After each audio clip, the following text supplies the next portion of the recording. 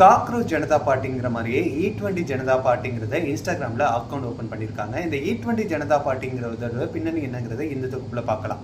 சாலை போக்குவரத்து துறை அமைச்சர் நிதின் கட்கரி என்ன சொல்லியிருக்காருன்னா, E20 பெட்ரோல் தான் இப்போ அனைத்து வாகனங்களையும் பயன்படுத்தணும் அப்படின்னு சொல்லியிருக்காரு.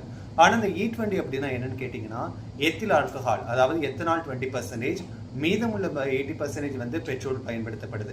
இந்த எத்தில் ஆல்கஹால் வந்து கரும்பு, சோளம் போன்ற கழிவுகள்லேருந்து பயன்படுத்தப்படுது.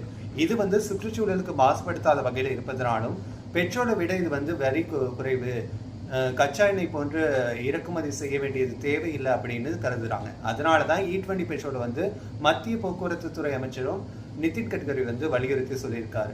ஆனால் இந்த E20 பெட்ரோல் வந்து வாகனத்தோட மைலேஜை 3%லேருந்து 7% வரைக்கும் குறைக்குது. அது மட்டும் இல்லாமல் காற்றில் உள்ள ஈரப்பதத்தை உறிஞ்சும் வகையில் வந்து எத்தில் ஆல்கஹால் இருக்கிறதுனால E20 பெட்ரோல் பயன்படுத்துறதுனால வாகனத்தோட என்ஜின் வந்து பாதிக்கப்படுது.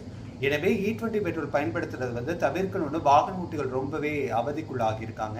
இந்த E20 பெட்ரோல் வந்து நீங்க பயன்படுத்துறீங்கன்னா என்னென்ன பாதிப்புகள் ஏற்படுது, E20 பெட்ரோல் வந்து சுற்றுச்சூழலுக்கு உகந்ததா இருக்கா, இல்ல பெட்ரோல் தான் நம்ம யூஸ் பண்ணணுமாங்கிறத கமெண்ட்ஸ்ல சொல்லுங்க.